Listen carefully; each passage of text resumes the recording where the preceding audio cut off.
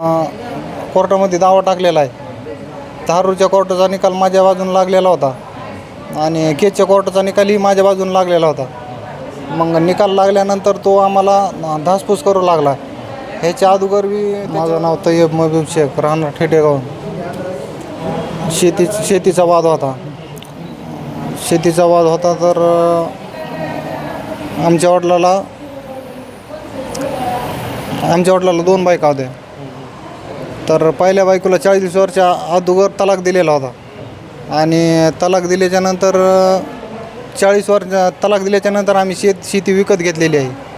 त्याचा आमचा सहजासहजी काही संबंध नाही त्याच्यामध्ये. तर आता आला ते 40 वर्षानंतर मला म्हणतो मला माझा हिस्सा द्या. ती शेती आम्ही खरेदी घेतलेली आहे, त्याचा आमचा सहजासहजी काही संबंध नाही. तर कोर्टामध्ये दावा टाकलेला आहे. धारूरच्या कोर्टाचा निकाल माझ्या बाजून लागलेला होता आणि केजच्या कोर्टाचा निकालही माझ्या बाजून लागलेला होता. मग निकाल लागल्यानंतर तो आम्हाला धासपूस करू लागला. ह्याच्या अगोदर त्याच्यावर 4-5 यांशी आहेत आणि 2-3 हे FR आहेत.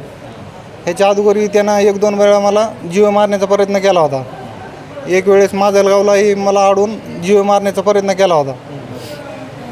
मग त्या उद्देशानं आम्ही SP साहेबाला एक 14 तारखेला पत्र दिलं होतं. पत्र दिल्याच्यानंतर त्याच्यावर काही परिस्थितीत आम्हाला भेटलं नाही. मग 28 तारखेला सकाळी 11 वाजता मी आमच्या दुकानासमोर माझे वडील आणि माझा भाचा आम्ही दुकानासमोर बसलेलो होतो. तर ते आमच्या पाठीमागून आल्याच्यानंतर ते सगळे आरोपी 9 जण होते. पाठीमागून आल्यानंतर त्यांच्या हातामध्ये लोखंडी गज आणि स्टीलचे पाईप होते आणि एक जणाच्या हातामध्ये तलवार होती. तर त्याने आम्हाला माझ्या पाठीवर अगोदर माझ्या टकोऱ्यामध्ये स्टीलच्या पाईपने गंभीर मारहाण केली. त्याच्यानंतर मी हातवरी केल्यानंतर माझ्या हातावर स्टीलच्या पाईपाने मारलं आणि पाठीवर तलवारीचे तलवारीचे वार केले आणि जीव मारण्याच्या उद्देशाने आले होते. ते दुसरा अटक आहेत का? हल्ला 28 तारखेला झालेला आहे आणि 28 तारखेनंतर आम्हाला अंबाजोगाई दवाखान्यात नेलं होतं. तर 28 तारखेच्या नंतर 2-3 दिवसाला पोलिस माझ्याकडे आले होते दवाखान्यामध्ये जॉब घेण्यासाठी. तर जॉब घेऊन आले तरी त्यांच्यावर गुन्हा दाखल झालेला आहे आणि गुन्हा दाखल झाल्यानंतरही एकही आरोपी अटकेत नाही. धारूरचे जे पोलीस प्रशासन आहे ते काही ध्यान देत नाही.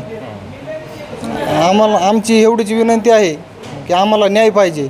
आणि तिथं अगोदर एक 8 दिवसानं काय झालं होतं, तर आमच्या काही गावातले काही गुंड प्रवृत्तीचे लोक त्याला माझं लोकेशन देत होते.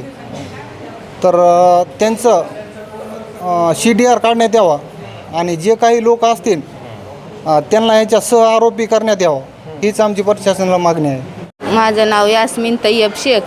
वाद होता शेतीचा वाद होता. नंतर आम्ही शेती विकत घेतलेली होती ती आमच्या पतीनं त्याच्या माईला सोडून दिल्यावर असंच ना सोडून दिल्यावर 40 वर्षानंतर आला ते पुन्हा द्या म्हणला. तर आम्ही म्हणलं तर आम्ही विकत घेतलेली खरेदी घेतलेली ती आम्ही नाही दिली तर त्यानं काय केलं आमच्यावर केस टाकली.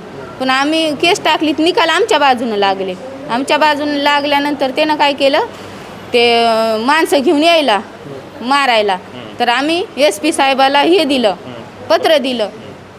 तर ते 14 तारखेला दिलं पत्र. 14 तारखेला दिल्यानंतर 28 तारखेला त्यानं हमला केला. आला ते तिथं बसलेले होते. तर आले ते 5-9 जण आरोपी आहेत.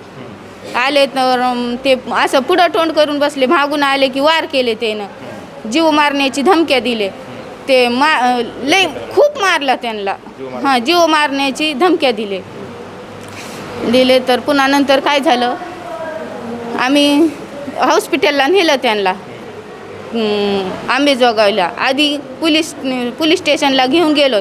तिथं पत्र दिलं की जा म्हणले हॉस्पिटलला. जा तिथं नेलं. तिथून आम्हाला अंबाजोगाईला पाठवलं. 2-3 दिवसानंतर पोलीस आले आले त्यानं घेतली हे करून FIR फाडून घेतली, पण त्यानं अजून बी आरोपी अटक केले नाही.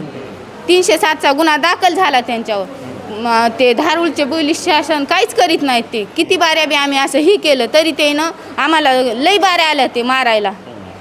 तर त्यानं त्यानं काही केलंच नाही. हे गुन्हा ते आरोपी अटक झाले पाहिजे ना, ते आरोपी अटक केले नाही त्यानं. आमची हेच मागणी आहे, आरोपी अटक करावा आणि ते न्याय द्यावा, माझ्या पतीला न्याय द्यावा.